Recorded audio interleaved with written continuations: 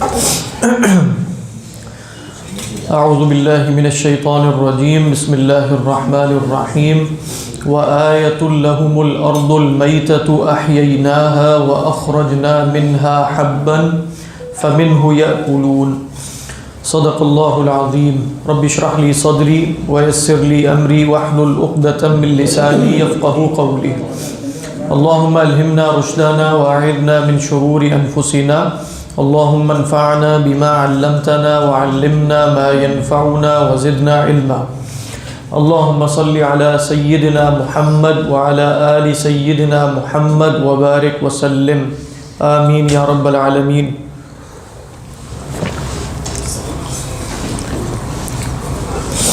وآية لهم الأرض الميتة، اور ان کے لیے نشانی ہے مردہ زمین.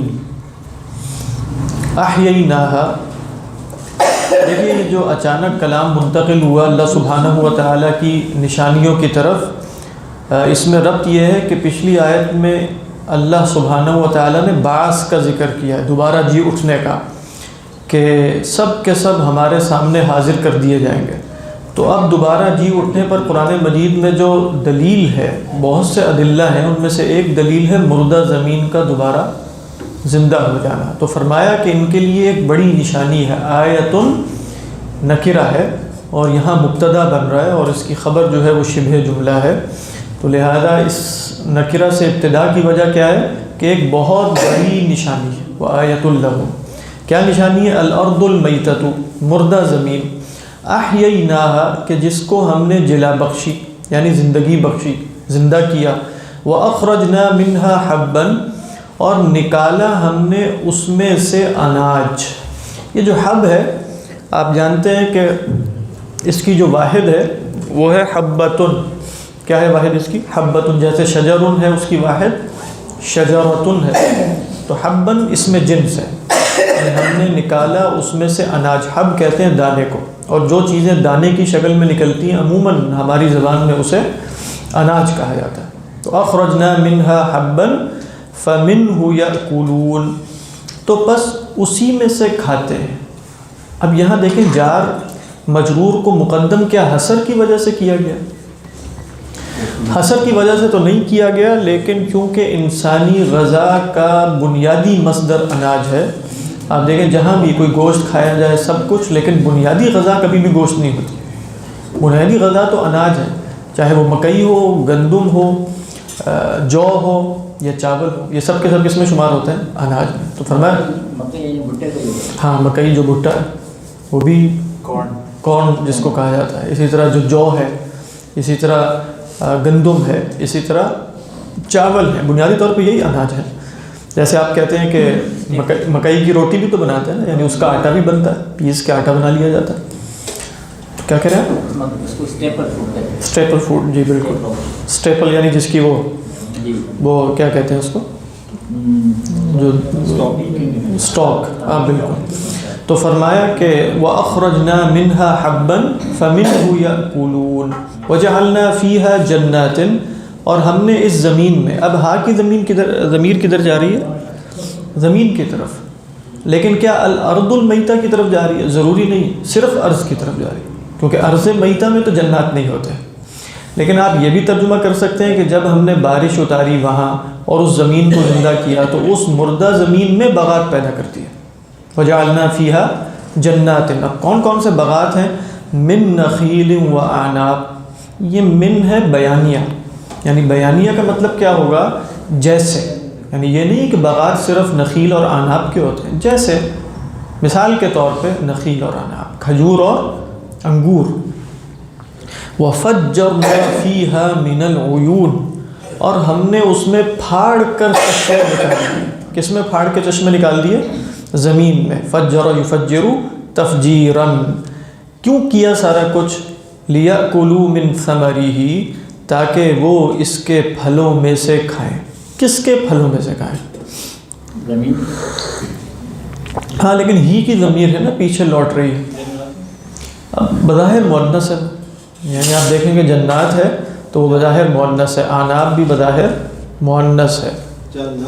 ہاں بعض نے کہا کہ حبن کی طرف جا رہی، یعنی حب جو زمین سے اناج نکلتا ہے اس کا جو دانہ ہے نا اس کو ثمرہ بھی کہتے ہیں. میں نے ایک دفعہ عرض کیا تھا کہ ثمرہ اور فاکہہ میں کیا فرق ہے کہ فاکہہ میں تو پھل سارے شامل ہیں لیکن ثمرہ میں پھل سبزیاں زمین سے نکلنے والی ہر شے. تو لیأکلوا من ثمرہ سے مراد ہوگا زمین جو کچھ نکال رہی ہے, جو زمین نکالتی ہے اس کے ثمرہ میں سے کھائیں, اس کے پھل میں سے کھائیں. تو یہ بھی ہو سکتا ہے. اور بعض نے کہا کہ ہی کی ضمیر اصل میں لوٹ جنات اور نخیل اور اناب ہی کی طرف رہی ہے, لیکن ہی کی ضمیر کیوں لوٹائی؟ گویا ان سب کو ایک جنس فرض کر لیا. یعنی یہ سب کیا ہے؟ کھانے کی, یعنی آپ کہیں بغات, کھجوروں کے, انگوروں کے, سیب کے, کیلوں کے, جو بھی آپ فرض کرتے چلے جائیں یہ سب ایک جنس ہے. کہا اس جنس میں سے کھائیں. لیأکلوا من ثمرہ وما عملتہ ایدیہم. یہاں دو ترجمے کیے گئے. ایک ترجمہ زیادہ قوی ہے کہ یہاں ما ہے نافیہ, تو ترجمہ بنے گا تاکہ یہ اس کے پھل میں سے کھائیں اور یہ پھل ان کے ہاتھوں کا عمل تو نہیں ہے. ما نافیہ, ما عملتہ, ہو کی ضمیر واپس کہاں جا رہی ہے؟ ثمر کی طرف. اس کو عمل کر کے برآمد ان کے ہاتھوں نے نہیں کیا, یہ ان کے ہاتھوں کی کمائی نہیں ہے, یہ تو سب ہماری دین ہے, ہماری طرف سے فضل اور انعام ہے. بات واضح نہیں بات؟ یہاں ماں کیا بنے گا پھر؟ نافیہ. دوسری رائے یہ ہے کہ یہاں ماں موصولہ ہے. ماں موصولہ کا مطلب کیا ہوگا؟ لیأکلوا من ثمرہ. کچھ چیزیں تو آپ دیکھیں ایسی نکلتی ہیں کہ جن کو انسان کچا ہی کھا لیتا ہے, لیکن کچھ چیزیں ایسی ہیں جس پر انسان کو عمل کرنا پڑتا ہے, جیسے گندم کی روٹی بنائے گا, جو کی روٹی بنائے گا, سبزیوں کو پکائے گا, بہت سی چیزیں. تو کہا کہ کھائیں اس کے پھلوں میں سے بھی اور کھائیں اس میں سے بھی, ٹھیک ہے, جو ان کے ہاتھوں نے بنایا ہے. یعنی لیأکلوا من ثمرہ ولیأکلوا من ما عملتہ ایدیہم, من ما جو کیا ان کے ہاتھوں نے. یہاں بعض نے ذکر کیا کہ جوس بھی ہے اس میں. پھل تو آپ کچا کھا لیتے ہیں لیکن جوس تو نہیں آپ کو ملے گا, اس کو آپ نچوڑیں گے, اس میں سے جوس نکالیں گے, تو یہ انسان کی ہاتھوں کی کمائی ہے. تو کچھ چیزیں اللہ نے ڈائریکٹ کھانے کے لیے تیار رکھی ہیں اور کچھ پر انسان کو انسانی عمل کرنا پڑتا ہے. تو یہ بھی ہو سکتا ہے. دونوں مفہوم ہو سکتے ہیں کہ نہیں؟ بالکل. یعنی ان دی اینڈ جس پر بھی انسان عمل کر کے اپنے لیے کھانے کو بنا رہا ہے وہ چیز اس کے ہاتھوں نے نہیں بنائی. لیأکلوا من ثمرہ وما عملتہ ایدیہم. اور زیادہ قوی بات یہی ہے کہ یہاں ما نافیہ ہے.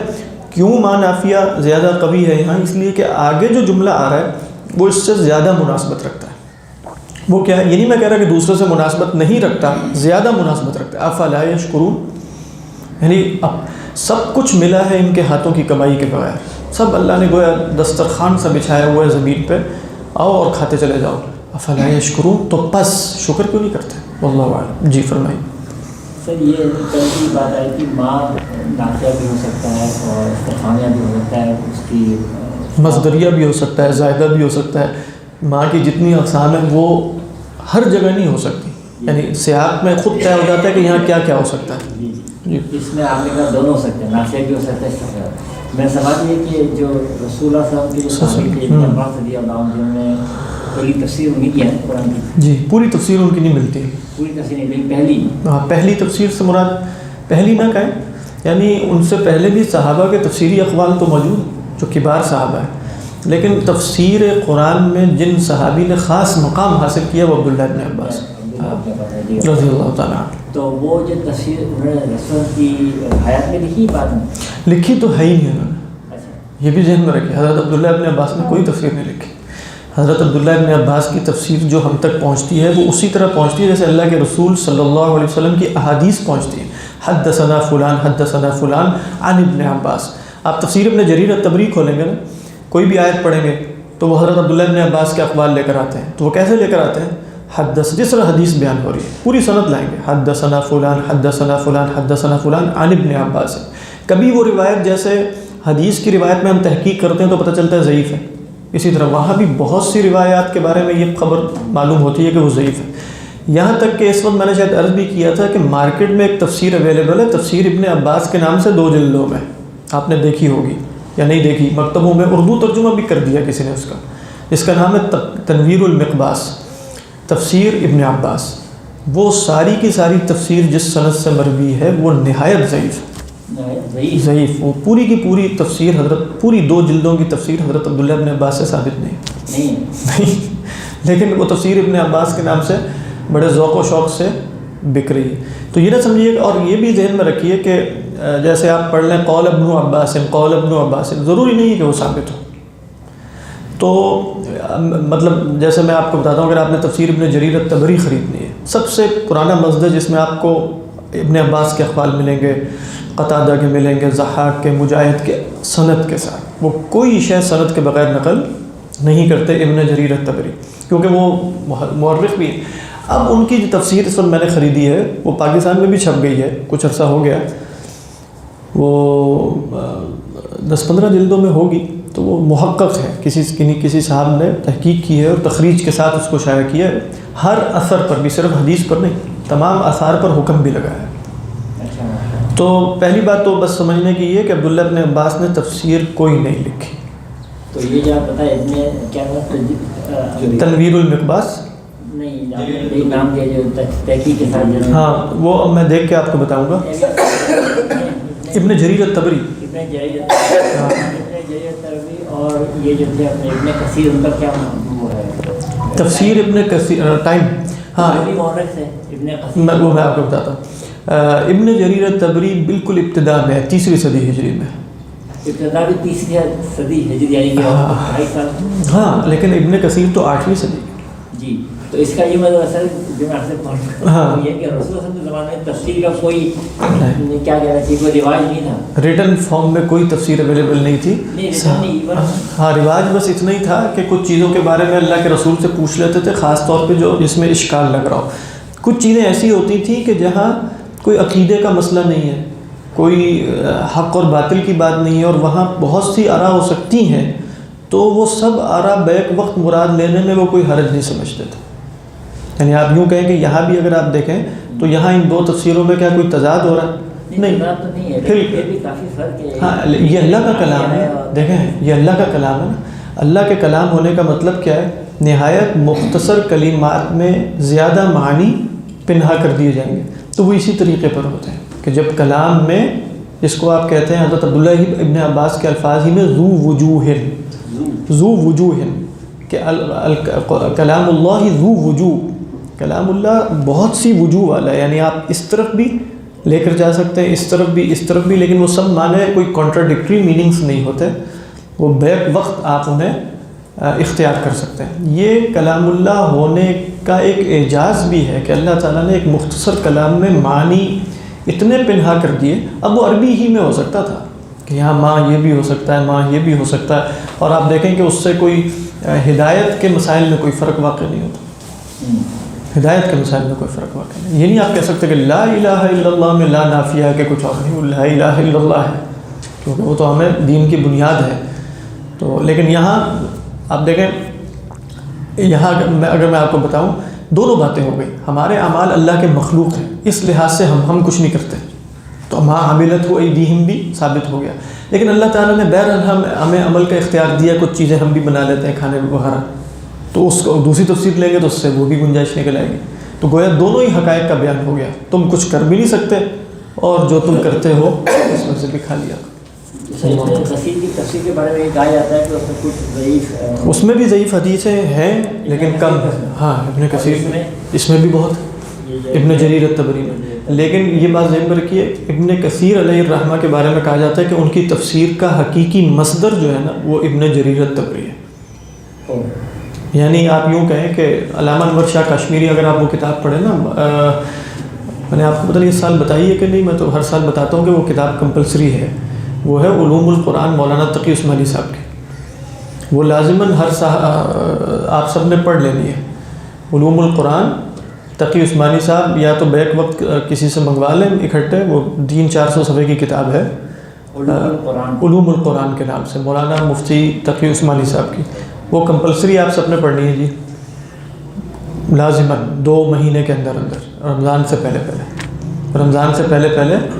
اچھا، اس میں آپ دیکھیں گے کہ آخر میں انہوں نے علامہ انور شاہ کشمیری علیہ الرحمہ سے نقل کیا کہ کچھ تفسیریں ایسی ہوتی ہیں، اگرچہ اس سے اتفاق نہیں ہے، ہم کیا اختلاف کریں، لیکن میں اپنے حوالے سے کہوں تو مجھے یہ بات درست نہیں لگتی.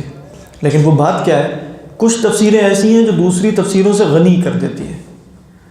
تو وہ کہتے ہیں تفسیر ابن کثیر ایسی تفسیر ہے جو ابن جریر الطبری کی تفسیر سے غنی کر دیتی ہے، کیونکہ اصلاً ابن کثیر کا ماخذ وہی، تو اب آپ کو دونوں تفسیریں پڑھنے کی حاجت نہیں ہوتی. آپ تفسیر ابن کثیر پڑھیں تو وہ اقوال سلف کے سب کچھ مل جائیں گے. لیکن یہ بات واللہ عالم، میں دونوں تفسیریں چونکہ مستقل دیکھتا رہتا ہوں، مجھے محسوس نہیں ہوتا کہ تفسیر ابن کثیر تفسیر ابن جریر الطبری سے غنی کرتی ہے، کیونکہ ابن جریر الطبری لغت کے مباحث ذکر کرتے ہیں جو ابن کثیر نہیں کرتے ہیں. پھر دوسری بات یہ کہ ابن کثیر اگر عبداللہ ابن عباس کا قول نقل بھی کریں گے تو بلا سند کریں گے. ابن جریر الطبری اگر نقل کریں گے تو سند کے ساتھ کریں گے. تو اس لحاظ سے اور بھی اس میں بہت سی چیزیں ایسی ہیں، شعر و شاعری سے استشہاد کریں گے ابن جریر الطبری جاہلی اشعار سے. ابن کثیر علیہ الرحمہ کے ہاں یہ نہیں ملتا. لیکن بہرحال اس قول کو بتانے کا مقصد کیا تھا مولانا انور شاہ کاشمیری علیہ الرحمہ کے، کہ بہرحال تفسیر ابن کثیر کا اصل ماخذ بھی ابن جریر الطبری ہے. تو ابن جریر الطبری پہلی تفسیر ہے جو پورے قرآن مجید کی ہمارے تک پہنچی ہے، پہلی تفسیر. اس سے پہلے بعض کہتے ہیں کچھ نے لکھی لیکن ہم تک پہنچی نہیں ہے. حدیث کی کتابوں میں ہے کتاب التفسیر، لیکن وہ چند آیات کی ہوتی ہے. پورے قرآن مجید کی تفسیر الحمدللہ سے لے کے الناس تک ابتدائی تفاسیر میں سے جس میں سلف کے اقوال کا خلاصہ مل جاتا ہے، وہ کون سی تفسیر ہے؟ ابن جریر الطبری. اور مطلب بے مثال ہے. تیسری صدی کے ابتدا، تیسری صدی کی انتہا یا چوتھی صدی کے شروع میں لکھی گئی ہے، لیکن ابھی تک آپ دیکھیں کوئی اس سے مستغنی نہیں ہو سکتا ابن جریر الطبری سے. یعنی ابن جریر الطبری تیسری صدی کے ہے، اور ہاں مطلب میرا خیال ہے چوتھی صدی میں وفات ہوئی ہے ان کی. اور ابن کثیر جو ہے وہ تو 750 یعنی 8ویں صدی میں ان کی وفات ہوئی ہے. 500 ایئرس تو انہوں نے بھی انہی سے استفادہ کیا. لیکن ابن کثیر خود بھی عالم اور بڑے آدمی ہیں، ان کی اپنی تحقیقات بھی ہیں. لیکن جیسے آپ کہتے ہیں نا ایک مصدر ہوتا ہے کتاب کا، وہ تو ان مصادر میں ایک بڑا مصدر ابن جریر طبری کی تفسیر، جس کا نام تفسیر طبری نہیں ہے، مشہور تو اس سے ہے، لیکن اس کا نام ہے جامع البیان فی تأویل آیہ القرآن. یہ اس کتاب کا نام ہے. ابھی بھی آپ نے کہا تحقیق کے ساتھ اس کی وہ جو آپ کہہ رہے تھے کہ چھپ چکی ہے. تحقیق کس چیز کی تحقیق؟ ہاں وہ کسی عالم فاضل کسی محقق نے کی ہے، یعنی جو محدث ہوتے ہیں نا، مجھے نام ان کا یاد نہیں آ رہا، میں کتاب لا کے دکھا دوں گا آئندہ چھٹیوں کے بعد انشاءاللہ. تو وہ یہاں پاکستان میں مکتبہ رشیدیہ جو ہے انہوں نے بڑی اچھی چھاپ دی ہے. باہر کاپی کر کے نا غیر قانونی کرتے ہیں کام یہ سارے کا سارا، لیکن بڑی اچھی اس کی چھاپ دی ہے اور وہ مل رہی ہے، آپ لے سکتے ہیں، بڑا فائدہ ہوگا اس سے. کون سی تفسیر؟ ابن تفسیر طبری عربی. جامع القرآن فی جامع البیان فی تأویل آیہ القرآن. اسی نام سے ہوگی؟ نہیں، آپ جا کے کہیں تفسیر طبری چاہیے. اس کو تو کوئی بھی نہیں جانتا اس نام کو. سب ویسے تو سب کہتے ہیں تفسیر طبری، طبری نہیں ہے، تو کے نیچے کسرہ نہیں ہے، طبری ہے، طبری بولنا ہے آپ نے. تنقید بھی بہت زیادہ ویسے وہ تاریخ کی کتاب ہے، ان کی جو تاریخ طبری ہے اس پہ مطلب تنقید زیادہ ہے کہ اس میں روایات آگے پیچھے الٹی سیدھی. لیکن یہ تو بہت کمال کی ہے.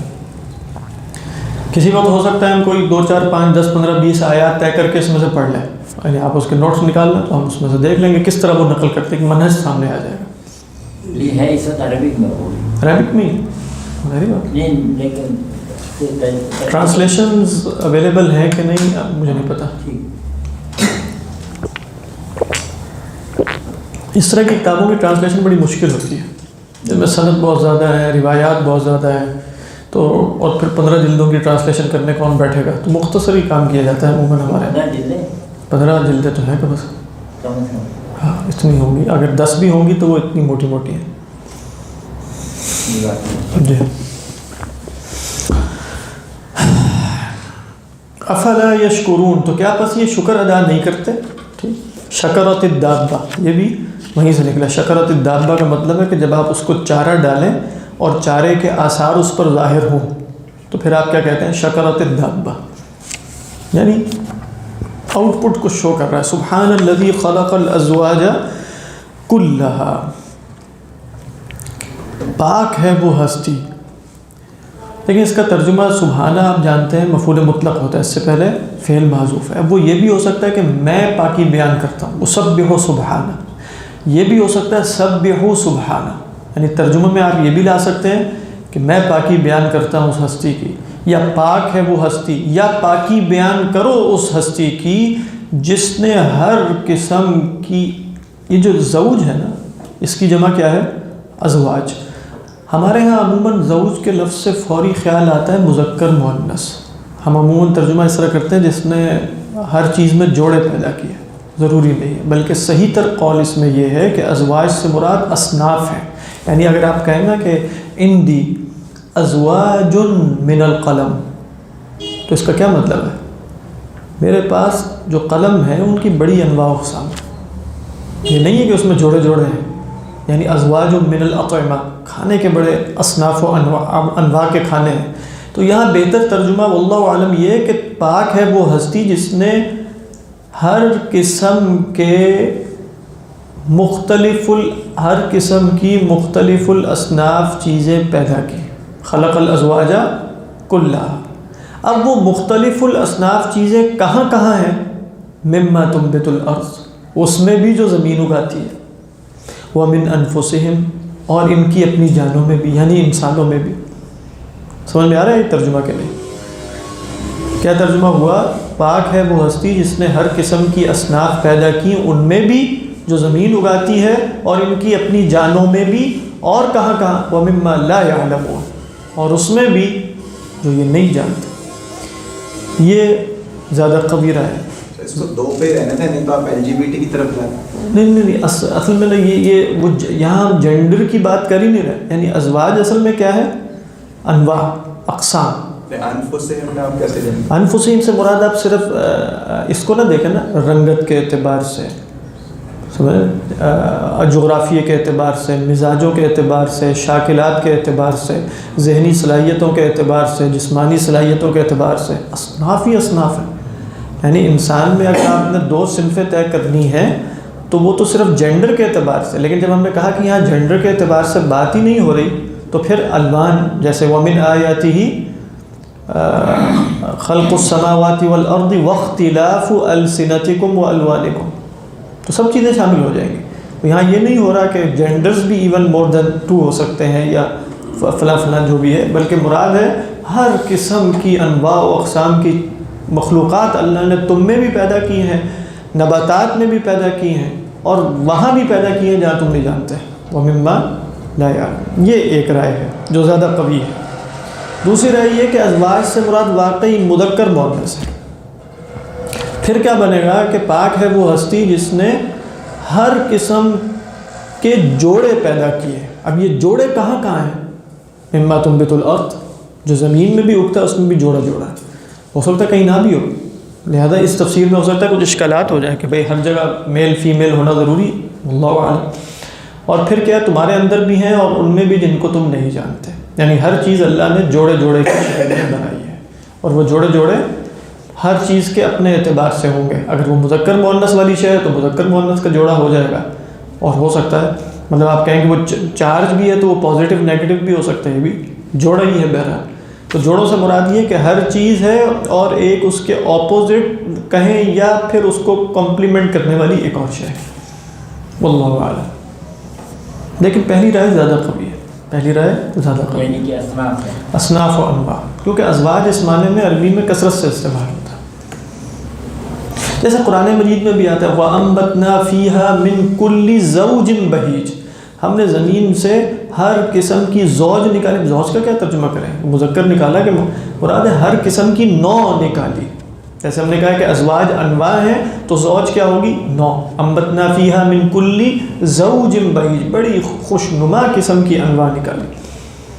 تو زوج خود قرآن مجید میں اس معنی میں مستعمل ہے. واللہ اعلم. لیکن سر اگر یہ جینڈر کے معنی میں بھی ہوتا تو کیا پھر یہ کہنا چاہیے تھا کہ اللہ تعالیٰ کے یہاں جینڈر 2 ہی ہیں، باقی اگر کوئی ہے بیچ میں جیسے ہم نے LGBT تو وہ یعنی بیماری ایک طرح سے. ہاں، یعنی ہمارے ہاں عموماً جیسے اس طرح کا مسائل فقہ میں بھی ڈسکس ہوتے ہیں تو اس میں وہ کہتے ہیں کہ جو بیچ کی کیٹیگری ہے یا اور اس طرح کی یا مخنث جس کو کہا جاتا ہے، اس کا الحاق کیا جاتا ہے. ان دی اینڈ تو وہ بیماری ہے، یعنی جسمانی طور پر ڈیفیکٹ ہے، وہ پیدائشی وجہ سے، جیسے کچھ لوگوں کے ہو سکتا ہے کہ کوئی اور ڈیفیکٹ ہو جائے، کان کا، ہاتھوں کا، پاؤں کا، کئی انکمپلیٹ ہوتے ہیں وغیرہ، تو اسی طرح یہ بھی ایک ڈیفیکٹ ہے.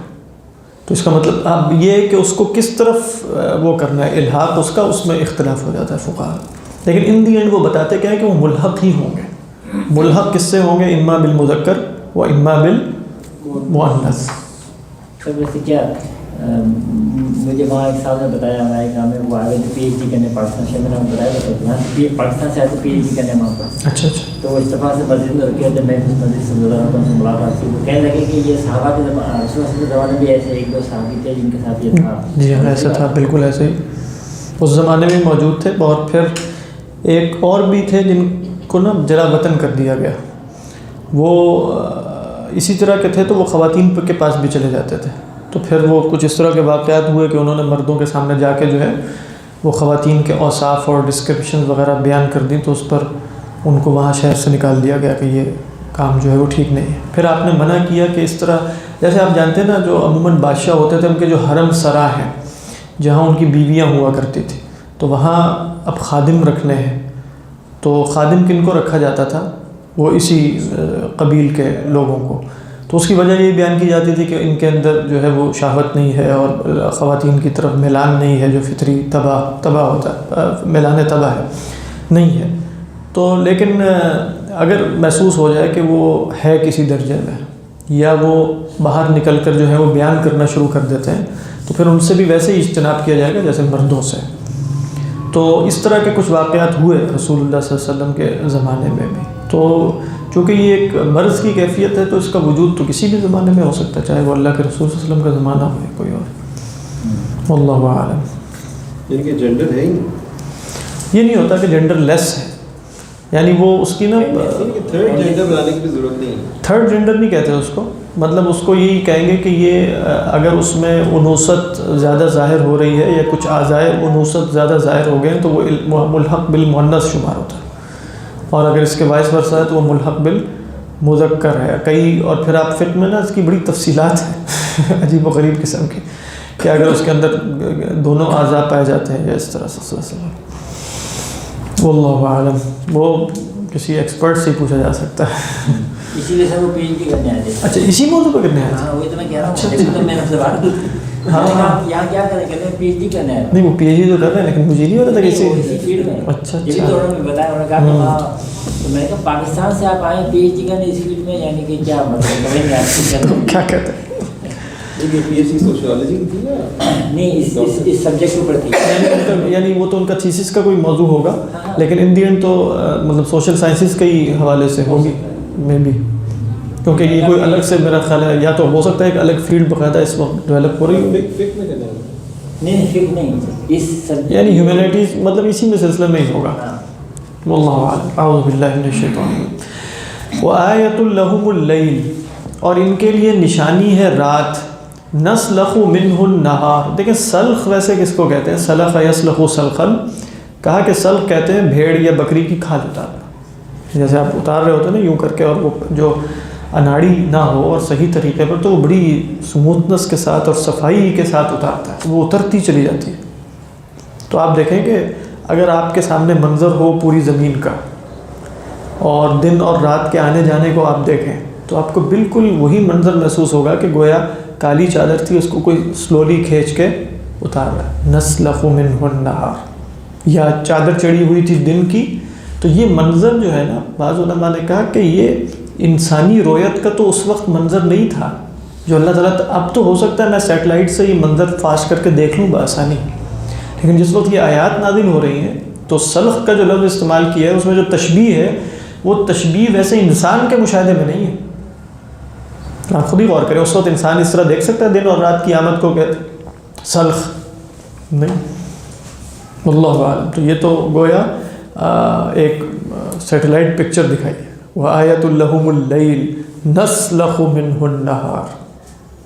اسی طرح آپ دیکھیں سورہ زمر میں ہم پڑھیں گے، وہاں اللہ تعالیٰ لفظ لے کر آئے یکور اللیل علی النہار ویکور النہار علی اللیل. اور یہ تکویر کس کو کہتے ہیں؟ تکویر الامامہ. یہ جو امامے کے لیبس ہیں جو بھی اس طرح یہ جو کیا جائے یہ تکویر کہلاتی ہے. یوں کر اس کے اندر آپ دیکھیں گول کا مفہوم بھی ہے اور بالکل اسی طرح جس طرح ایک چیز آ رہی ہے تو دوسری جا رہی ہے، یہ تکویر ہے. تو وہاں بھی منظر جو ہے وہ سیٹلائٹ کا لگتا ہے. انسانی رویت اس طرح کی مجھے نہیں لگتا کہ ہے رویت اس طرح کی. دن اور رات کی آمد کی رویت تکویر کے اعتبار سے اور سلخ کے اعتبار سے ہاں وہ تو ہو سکتی ہے، لیکن ویسے فزیکل رویت تو مطلب اس جدید زمانے سے پہلے نہیں تھی کہ آپ واقعی دیکھ بھی سکیں. اب تو دیکھ لیتے ہیں. اللہ عالم. اب تو صاحب اب آپ سیٹلائٹ کی بات کریں. جی ہاں اب تو دیکھ لیتے ہیں. اب وہ کہتے ہیں سیٹلائٹ سے ایک ہی چیز ہے جو نظر آتی ہے اوپر سے چاند سے دنیا کی. وہ کیا؟ یہ دیوار چین. دیوار ہاں وہ تو ہے. بڑے بڑے جو بنائے ہوئے انہوں نے وہ لاہور کی اسماؤنٹ بھی اب نظر آ جائے. زمین کے اوپر بنائے ہوئے بہت بڑے بڑے فگرز جو نیچے سے لگتا ہے پتھر ہے صرف، تو اوپر جاتے ہیں تو بہت بڑا وہ جائنٹ بنا ہوتا ہے انسان کا. وہ تو اب کسی نے کر دیا ہوگا اس طرح، لیکن بہت پرانے لوگوں نے بنائے ہوئے، لیکن وہ بہت اوپر جائیں تب بھی پتہ چلتا ہے کہ کیا بنایا ہوا. تو اس کی مسٹری بہت ہے کہ جہاز سے ہی صرف نظر آتا ہے تو کیوں انہوں نے بنایا ہوا. لیکن یہ بھی ہو سکتا ہے کہ انہوں نے نہ بنایا ہو اور وہ جیسے آپ کہیں کہ جبلی طور پہ اللہ نے جیسے شہد کی مکھی کو چھتا بنانے کی مطلب کچھ انسانوں میں اس طرح کی جبلی چیزیں ہیں کہ وہ ایک ترتیب سے چیزوں کو بنا رہا ہے. اسے نہیں معلوم ہو سکتا ہے کہ یہ ایک ترتیب جو میں فالو کر رہا ہوں ان دی اینڈ یہ ایک پکچر کی صورت میں ہوگی، لیکن یہ پکچر مثال کے طور پر 3 مائلز پر سے نظر آئے گی. لیکن وہ فگرز بنے ہوئے باقاعدہ. وہی میں کہہ رہا ہوں ایون اگر فگر بھی ہوں وہ جو آپ کے وہ کراپ پیٹرنز بھی آتے ہیں مسٹریز میں کراپ پیٹرنز نہیں آ جاتے امریکہ میں. تو وہ کیا بتا دیا انہوں نے، کہتا جنات قابو میں کر لیتے تو اوپر سے دیکھ کے بتا دیتے اب یہاں پتھر رکھو یار. مطلب اس کا بھی مقصد اس کے علاوہ نہیں سمجھ آ رہا کہ اوپر سے دیکھنے کے علاوہ اس کا کوئی فرمایا نسلخ منہ النہار، اس سے ہم رات اتار لیتے ہیں. یعنی رات ان کے لیے نشانی ہے جس پر سے ہم نہار اتار لیتے ہیں. اس سے کیا پتہ چلا؟ رات اصل ہے کہ دن اصل ہے؟ رات اصل ہے کیونکہ ہاں رات اصل ہے، کیونکہ فرمایا وہ آیۃ لہم اللیل، اس کے اوپر سے دن کی چادر اتارتے ہیں. یعنی اصلاً جو اصل ہے وہ تو رات ہے، وہ تو اندھیرا ہے، اور واقعی اصل تو اندھیرا ہے، کیونکہ اصل عدم ہے کہ وجود. اصل جو ہے وہ عدم ہے کہ وجود. عدم وجود کے لیے کوئی پیدا کرے گا تو موجود ہوں گے. اگر عدم کے لیے فاعل چاہیے، عدم وجود کے علاوہ بھی سورج نہ ہو تو پھر تو نہیں ہوگے نا. نہیں یعنی عدم یعنی صرف یہ کہ نہیں چاہیے. آپ متکلم بنے عدم کے لیے فاعل نہیں چاہیے ہوتا. یعنی مثال کے طور پہ اللہ نے کائنات پیدا نہیں کی تھی تو اللہ نے کوئی فعل نہیں کیا تھا کہ میں کائنات پیدا نہیں کر رہا، کیونکہ جب تک اللہ پیدا نہیں کرے گا اس کے اندر ذاتی وجود تو ہے ہی نہیں. جیسے آپ نے ابھی عقیدے میں پڑھا ہوگا ذاتی وجود نہیں ہے تو کیا وہ وجود میں آ سکتی ہے؟ وہ نہیں آ سکتی. تو اصل عدم ہے. روشنی وجود ہے یا عدم ہے؟ ہاں. اور ظلام جو ہے اندھیرا وجود ہے کہ عدم؟ عدم. تو لہذا اندھیرا اصل ہے کہ روشنی اصل ہے؟ اندھیرا. تو اس لیے فرمایا وآیۃ لہم اللیل نسلخ منہ النہار، گویا چادر اوپر سے دن کی اتارتے ہیں تو کیا ہوتا ہے؟ فَإِذَا هُمْ مُظْلِمُونَ، اذا فجائیہ، تو بس یہ اندھیرے میں رہ جاتے ہیں. دن کی نہیں سر، آپ تو کہہ رات کی چادر اتارتے ہیں. نہیں دن کی چادر. دیکھیں دوبارہ ترجمہ پڑھیں. وآیۃ لہم اللیل، ان کے لیے نشانی کس میں ہے؟ رات میں. نسلخ منہ، اس سے ہم کھینچ لیتے ہیں. کس کو کھینچتے ہیں؟ نسلخ کا مفعول بھی کیا ہے؟ النہارا. اور ہو کی ضمیر کہاں جا رہی ہے؟ منہ اللیل کی طرف. تو ہم رات سے دن کو کھینچ لیتے ہیں. تو جب آپ رات سے دن کو اتار لیں گے تو روشنی ہو جائے گی یا اندھیرا؟ اندھیرا. تو لہذا آگے کیا فرمایا؟ فَإِذَا هُمْ مُظْلِمُونَ، تو پس وہ اچانک اندھیرے میں رہے. اذا نہیں اچانک کیسے بھائی؟ یہ ہمیں تو ایسا لگتا ہے یعنی گریجولی ہوتا ہے چیز. ٹھیک ہے اچانک. اس لیے کہ جب آپ اس میں یہی تو میں بتانا چاہ رہا ہوں، اس میں تو منظر سیٹلائٹ کا ہے. یعنی یہ پکچر ایسی محسوس ہو رہی ہے کہ یہ سیٹلائٹ کی ہے. یعنی آپ دیکھیں گے تو وہاں سے تو آپ کو ایسے ہی لگے گا.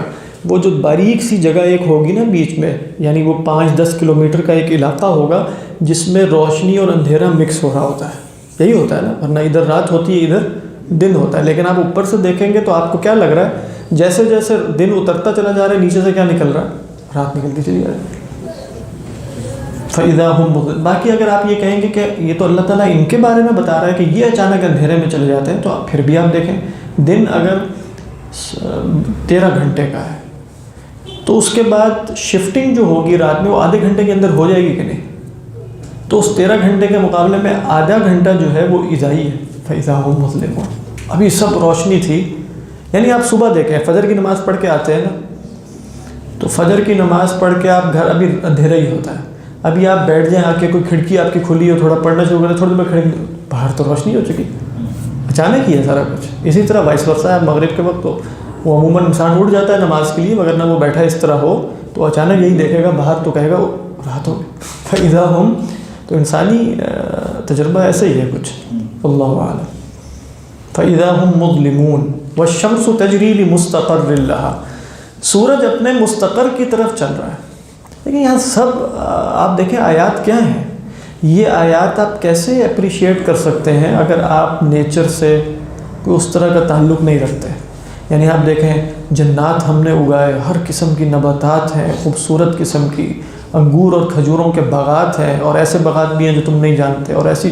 اس کے بعد فرمایا دن اور رات کی نشانی ہے، مردہ زمین نشانی ہے، پانی آتا ہے تو کیا کھلکھلا کے اٹھ پڑتی ہے، سبزہ اس میں لہرانا شروع ہو جاتا ہے. پھر اس کے بعد کہا کہ رات میں بڑی نشانی ہے، کیسے دن آہستہ آہستہ رخصت ہوتا ہے اور اچانک رات آ جاتی ہے، اور سورج کس طریقے پر اپنے مستقر کی طرف. سب قدرت اس کا بیان ہے، یعنی مظاہر فطرت کا، مظاہر فطرت کا بیان. اللہ عالم. جی میرے اتفاق ہوتا ہے ریسنٹلی کافی ہائٹ پہ جا کے میں نے تقریباً 3 گھنٹے سن رائز دیکھا اور 2 گھنٹے سن سیٹ دیکھا. ماشاء اللہ. سب سے اوپر کا سامنے مغرب اور عشاء کا جو ٹائم میں نے وہاں پہ سوچنے کی کوشش کی جو ہم پڑھتے ہیں تو عشاء تک روشنی رہی تھی. یہ اس طرح ہی لکھا ہوتا ہے؟ میں عرض کرتا ہوں آپ نے ویسے کہاں تھے پہلے یہ مجھے بتائیں. چکوال میں. اچھا چکوال میں.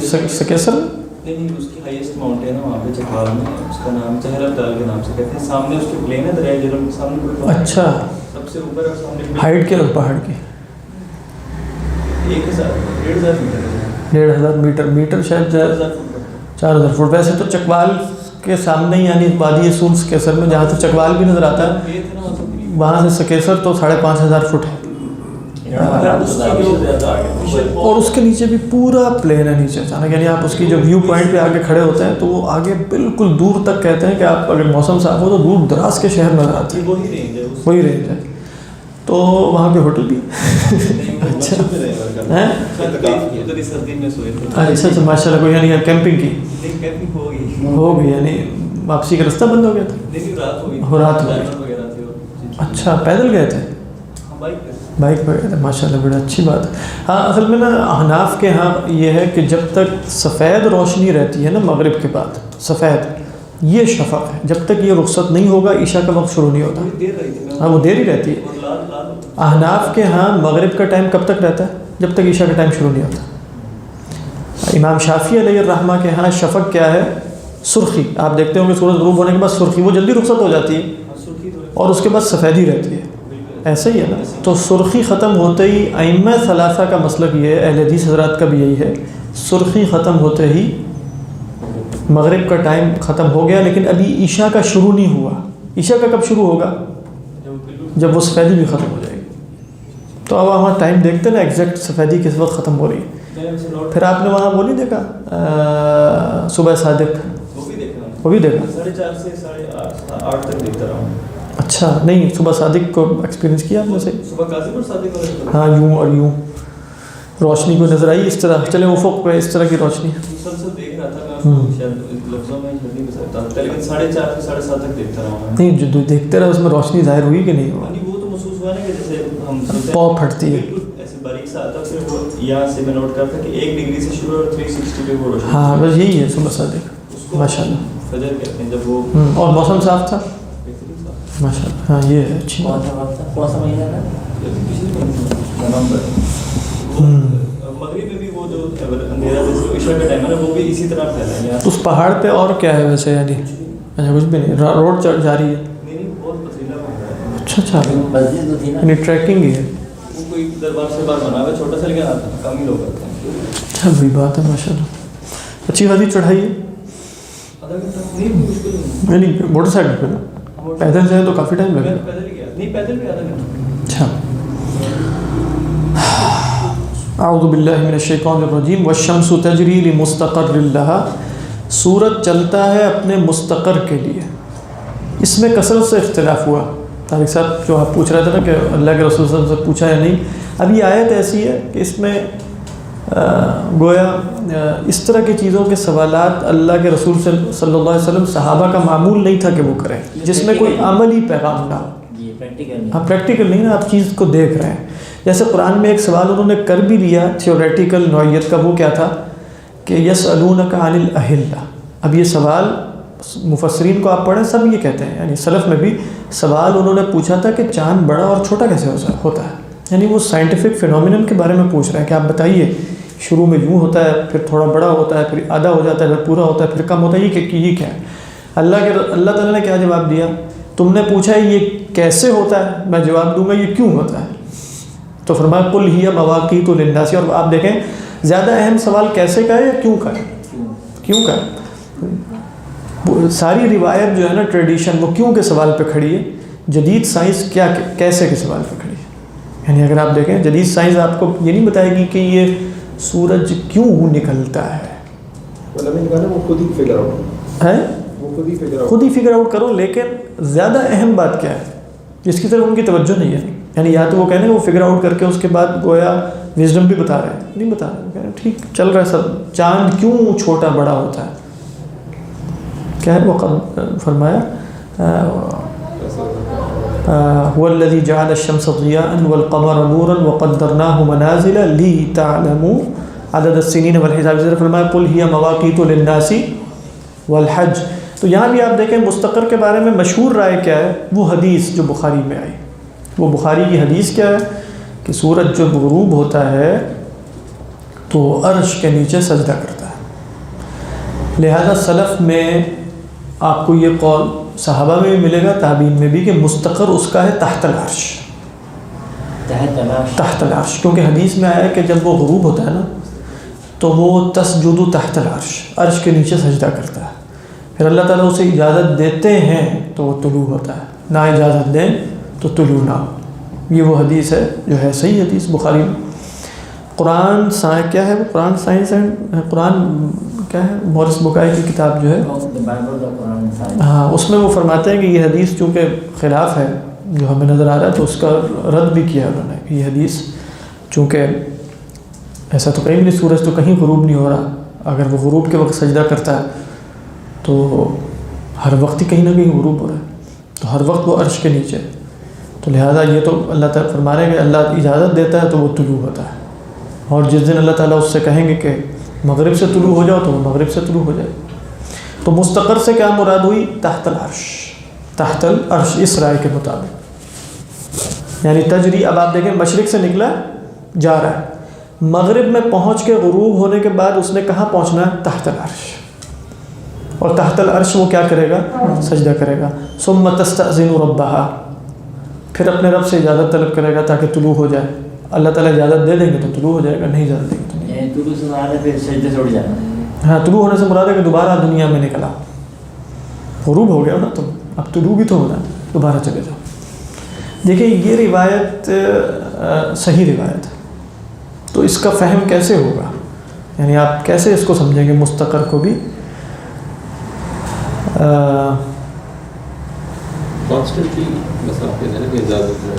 ہاں یعنی آپ یعنی تحت العرش تو پوری کائنات ہے. یعنی تحت العرش سے آپ یہ نہ سمجھیں گے یہ جا کے تحت العرش. ہمارا تو عشائرہ جو اہل سنت اور ماتریدیاں ہیں ان کا تو موقف ہی ہے, ہر آن اللہ کی پرمیشن ہوتی ہے تو کوئی کام ہوگا. ویسے ہر وقت سورج کہیں طلوع ہو رہا ہے کہیں غروب, کوئی لحظہ ہو نہیں سکتا میرے خیال دنیا میں اس وقت جہاں سورج طلوع نہ ہو رہا ہو اور غروب نہ ہو رہا ہو, کوئی لحظہ ایسا نہیں ہوگا. ہاں مطلب وہ کچھ ایکسیپشنز ہیں. ویسے یعنی آپ دیکھیں ہر لمحے, میں یہ نہیں کہہ رہا کہ ہر جگہ طلوع اور غروب ہو رہا ہے, کہیں نہ کہیں طلوع اور غروب ہو رہا ہے. ایسا ہی ہے نا, یہ تو نہیں ہو سکتا کہ اس وقت کہیں سورج طلوع نہ ہو رہا ہو, کیونکہ زمین موو کر رہی, کہیں نہ کہیں تو طلوع ہو رہا ہوگا. اور کیا یہ ممکن ہے کہ اس وقت سورج کہیں غروب نہ ہو رہا ہو؟ ممکن نہیں ہے, کیونکہ سورج جو زمین جو ہے وہ گھوم رہی. تو لہذا ہر آن سورج تحت العرش سجدہ کا کیا مطلب ہے؟ اللہ کے حکم کے تابع ہے ہر آن. جیسے ہم کہتے ہیں الم تر ان اللہ یسجد له من فی السماوات ومن والشمس والقمر، صرف سورج تھوڑی سجدہ کرتا ہے، قمر والنجوم والجبال والدواب سب سجدہ کر رہے ہیں. تو سب سجدہ کرنے کا مطلب کیا ہے؟ سب حالت اطاعت میں ہے، کوئی اللہ کے حکم کی خلاف ورزی نہیں کر سکتا. تو ہر آن سورج کو پرمیشن ملتی ہے تو وہ طلوع ہوتا ہے، اور اگر پرمیشن نہیں ملے گی تو وہ طلوع نہیں ہوگا. یعنی ہر آن وہ اپنی موومنٹ میں، زمین اپنی موومنٹ میں، ہر شے اللہ کے حکم کے تابع ہے. یہ آپ اس حدیث کی بآسانی شرح کر سکتے ہیں، اس کو انکار کی ضرورت نہیں ہے. بات بات ہے کیا؟ تحت العرش، عرش کے کام کیا کہہ رہے ہیں؟ کیسے؟ اچھا جی تحت العرش جو ہے، جی عرش اس میں عرش کیا ہے؟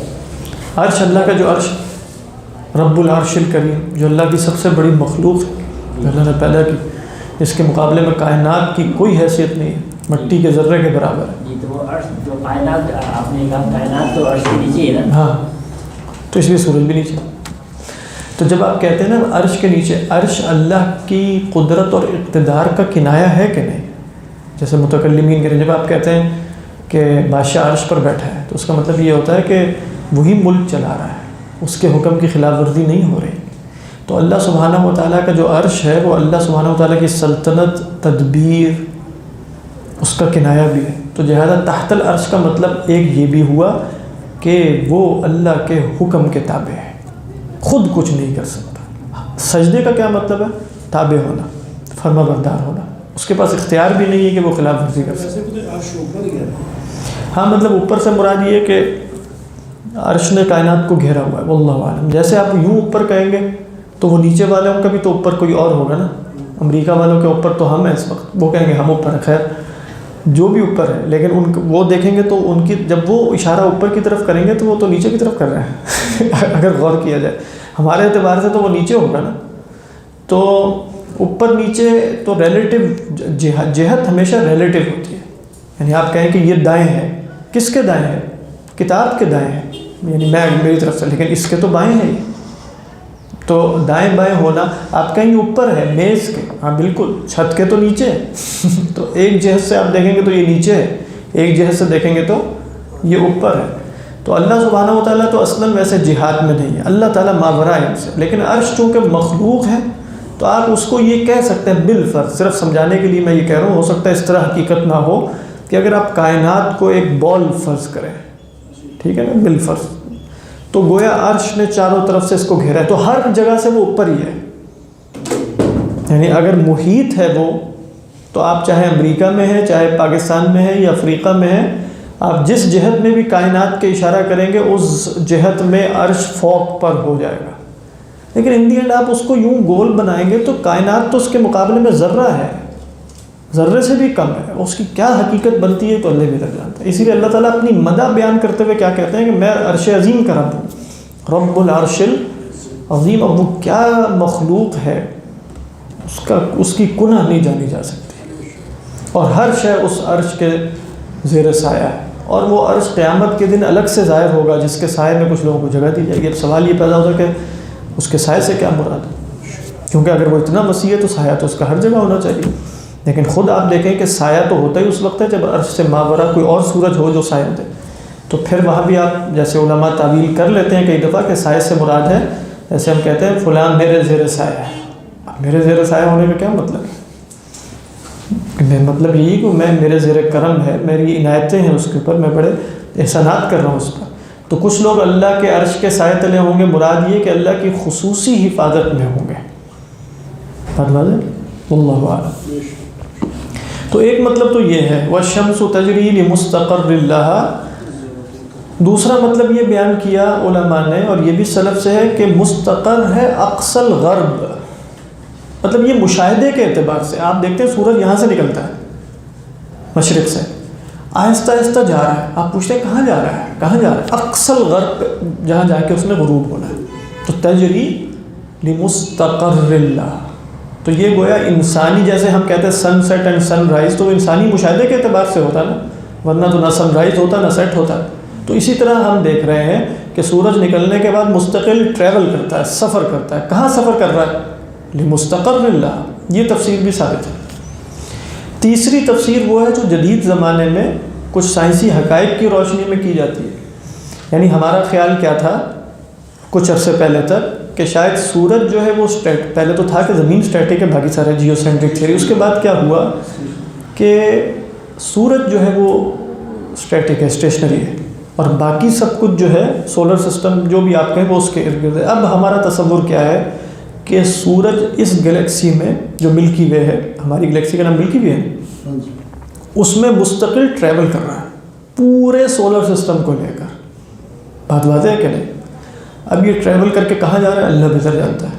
تو وہ شمس و تجری تو بتاتے ہیں کہ گویا سورج نے بھی ایک جگہ جا کر ٹھہر جانا ہے. واللہ عالم وہ کیا ٹھہرنا ہوگا. تو کچھ لوگوں نے اس طریقے پر بھی بیان کر دیا آج کل، اور یہ بیان کرنے کو حرج نہیں ہے اس جگہ، کیونکہ کوئی حکم نہیں ہے، کچھ بات ہے بس کہ والشمس تجری لمستقر اللہ، قرار پکڑنے کی جگہ تک جا رہا ہے.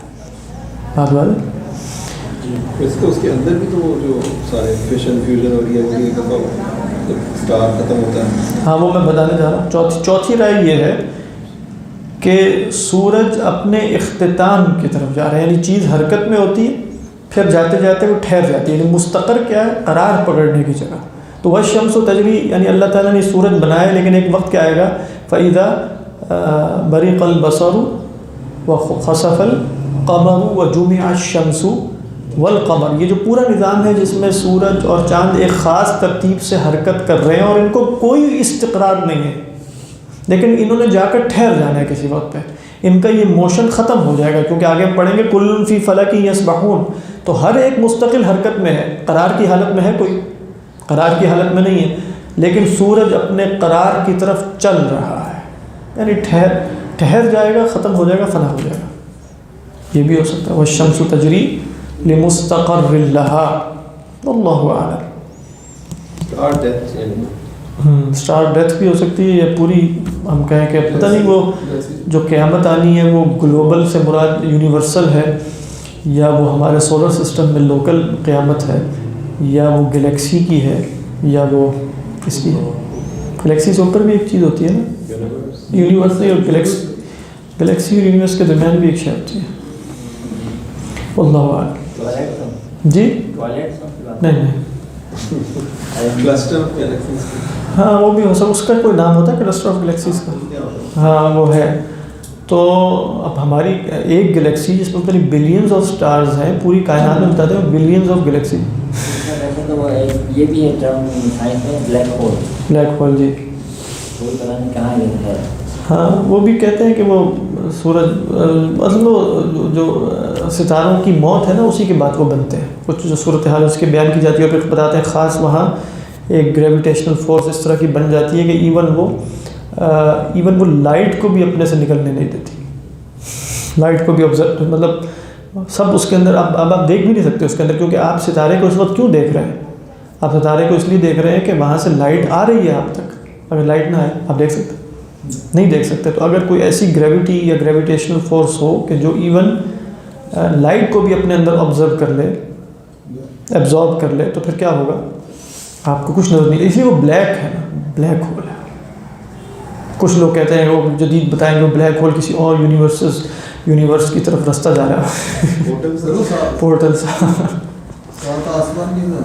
ہاں وہ بھی وہ اللہ بہتر جانتا ہے، لیکن یہ سب تھیریز ہوتی ہیں نا ان جس میں کوئی حتمی بات نہیں ہوتی. واللہ اعلم. ذالک تقدیر العزیز العلیم. یہ اس ہستی کی تقدیر ہے، اندازہ ٹھہرایا ہوا ہے اس ہستی کا جو غالب بھی ہے اور علم والا بھی ہے. صدق اللہ العظیم. ذرا یہ حاشیے میں سے 10 منٹ پڑھ لیتے ہیں.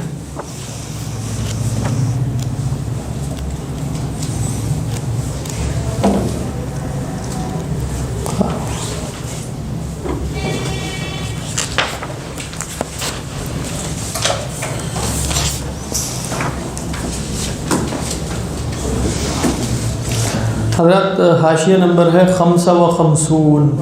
نقرأ من الحاشیۃ 55. پہلے میں نے 55 کا، اب 55 اس لیے کہ میں نے کہا من الحاشیۃ، اس کا بدل آئے گا 55.